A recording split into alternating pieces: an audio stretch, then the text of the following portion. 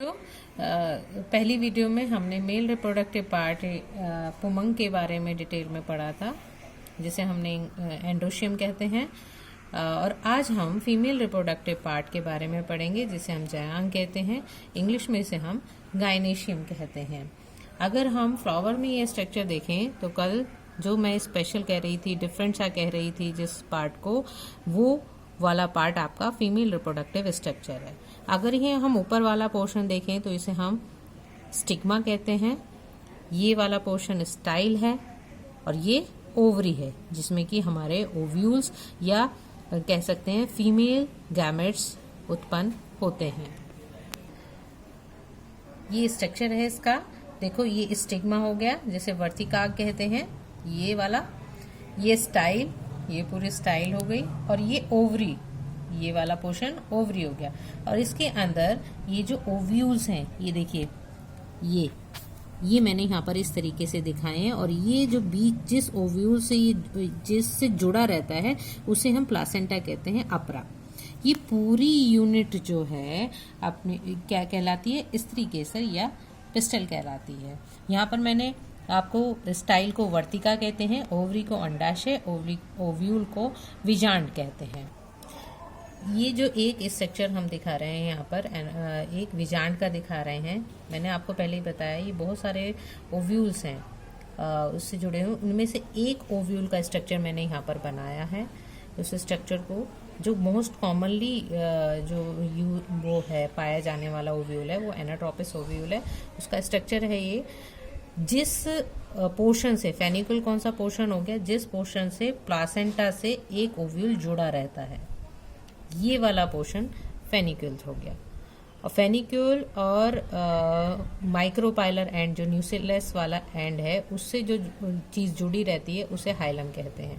Micropyle वो and है जहां से हमारी लेटर ऑन पोलन जो ट्यूब है वो एंटर करेगी। ये न्यूसेलस है, जिसे विजांड का है कहते हैं। और ये एम्ब्रोसोर सैक है, जिसे हम भ्रूणकोश कहते हैं, जिसमें हमारे एग का निर्माण होगा, जहां पर डबल फर्टिलाइजेशन, दोहरा निषेचन की प्रक्रिया संभव होगी। इस ओव्यूल को, जो स्ट्रक्चर मैंने ये बनाया है और ये बनाया है, इसको गुरु विजाणुधानी कहते हैं। बाद में आप लोग बहुत कंफ्यूज करते हो कि गुरु विजाणुधानी कौन सी है, उसका स्ट्रक्चर जो स्पोरोजेनेसिस कह देंगे, माइक्रोस्पोरोजेनेसिस के नाम से आ जाता है, मेगा स्पोरोजेनेसिस। तो कंफ्यूज मत होइएगा। ओव्यूल को हम गुरु विजाणुधानी कहते हैं, या इंग्लिश में मेगा स्पोरेंजियम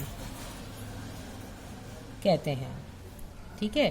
अब मेगा स्पोरेंजियम क्या है? ये इसी के एक सेल से स्पोर मदर सेल से, इसी का कोई एक सेल जो है गुरु विजाणु मात्र कोशिकाओं के रूप में काम करने लगेगा, स्पोर मदर सेल के रूप में। और स्पोर मदर सेल्स से गुरु विजाणु का बनना, मदर सेल से गुरु विजाणु का बनना, यानी मेगा स्पोर का बनना, आपका क्या कहलाता है? का बनना मेगा, यानी मेगा स्पोर का बनना। ठीक है। जो मैं अभी आपको बुक में से, थोड़े बुक की स्ट्रक्चर में से आपको बताऊंगी। ये पूरा प्रोसीजर स्पोर मदर सेल से गुरु विजाणु का बनना, मेगा स्पोर का बनना कहलाता है मेगा स्पोरोजेनेसिस। मेगा स्पोरोजेनेसिस, जो कि हम अब इसके आगे पढ़ेंगे। ये जो पोर्शन हमने बनाया था एम्ब्रियो सैक, अब इसी का स्ट्रक्चर मैं आपको एनसीईआरटी की बुक में आगे डिटेल में बता रही हूँ। ये है एम्ब्रियो सैक, उसमें से कुछ कोशिकाएं मेगा स्पोर मदर सेल्स के रूप में काम करने लगती हैं। मान लीजिए यहाँ पर हमारा पहले मैंने आपको बताया था माइक्रोपाइलर एंड है, इसमें से ये, यानी कि जितना भी मियोटिक डिवीजन होगा वो इसके अंदर होगा।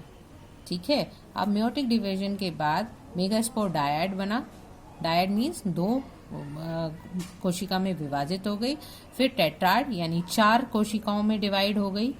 4 कोशिकाओं में डिवाइड होने के बाद ये अर्धसूत्री विभाजन के बाद हमारा मेगास्पोर टेट्राड बन गया। अब इनमें से जनरली क्या होता है कि इनमें से 3 जो हैं वो डिजनरेट हो जाती हैं, केवल एक फंक्शनल रह जाता है।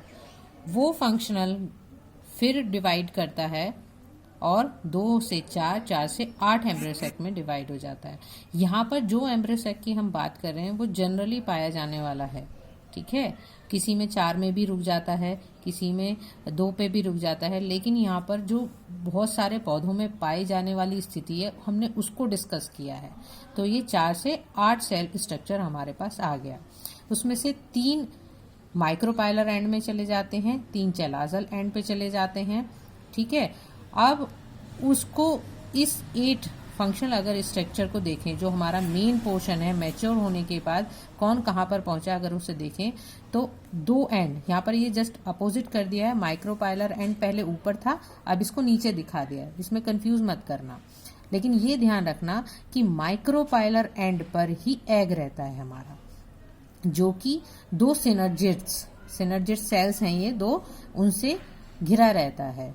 और ये उसमें ही एक एपरेटस होता है, फिलीफॉर्म एपरेटस हम जिसे कहते हैं, फिंगर लाइक प्रोजेक्शन की तरह है ये हेल्पफुल होता है। जो पोलन ट्यूब हमारी आएगी उसको गाइड करता है, रास्ता दिखाता है, और एग से वो इन फ्यूचर जो है वो फर्टिलाइज कर जाती है।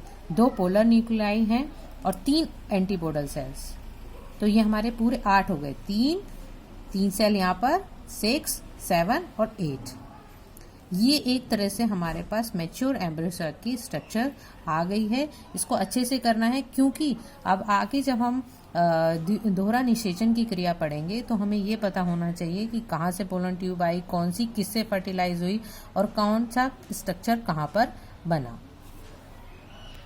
तो अगर हम समअप करें अब तक का, तो कि जो मेल रिप्रोडक्टिव पार्ट से हमने मेल गैमेट बना लिया है।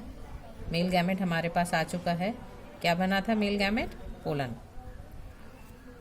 पोलन ग्रेन्स हमारे पास आ चुके हैं, ठीक है, यानी परागकण। फीमेल गैमेट जो कि आज हमने पढ़ा, फीमेल गैमेट से हमारा क्या बन चुका है, 8 सेल स्ट्रक्चर पूरा हमने पढ़ लिया है, जिसमें एग का निर्माण हो चुका है। अब हमें जो नेक्स्ट पोर्शन पढ़ना है वो देख कि इस मेल गैमेट का फीमेल गैमेट तक पहुंचना, ठीक है। अब ये फ्लावर अलग है, ये मतलब हमारा ये पोलन बन चुका है। अब ये पोलन क्योंकि मोटाइल है और एग हमारा नॉन मोटाइल स्ट्रक्चर है, तो ये इससे यहाँ से यहाँ तक कैसे जाएगा, तो ये प्रोसेस अब हमें नेक्स्ट वीडियो में पढ़ना है, जिसे हम पॉलिनेशन कहते हैं। पॉलिनेशन पहले क्लासेस में आप उसे पढ़ चुके हैं वैसे तो, लेकिन अब हम इसकी थोड़ी सी डिटेल नेक्स्ट वीडियो में करें।